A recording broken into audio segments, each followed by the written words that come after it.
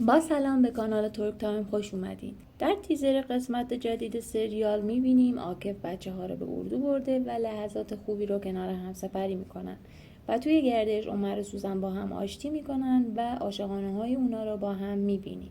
همچنین میبینیم که اورهان آیتن رو در کنار یه مرد دیگه میبینه و خون جلوی چشماشو میگیره و به اونا حمله میکنه و با هم درگیر میشن و کار به کتک کاری کشیده میشه و شاهد سعادت‌های اورهان هستیم. لطفاً برای حمایت بیشتر از ما کانالمون رو سابسکرایب کنید و تا پایان ویدیو همراه ما باشید.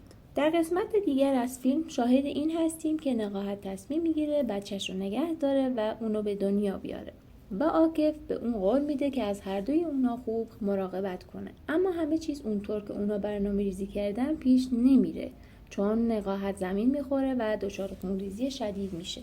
و احتمالاً مشکلی برای بچه پیش بیاد. ظاهراً آدمای خلافکار دوباره به سراغ عمر و سوسن میرن و اونا رو گیر میندازن و در این بین یکی از اونا میخواد به سمت عمر شلیک کنه، اما ثریا خودش رو جلوی عمر انداخته و به نوعی خودش رو پیشمرگ عمر میکنه و گلوله به اون میخوره. ثریا زخمی روی زمین افتاده و با همون وضعیت وخیم به عمر اعتراف میکنه که من باعث مرگ سوزان شدم و تو مرگ مادر تو نقش داشتم و باعث مرگ و تصادف اون شدم. عمر با شنیدن حرفای اون خیلی شوکه میشه و همونطور با حالت شوک و ناباورانه به اون نگاه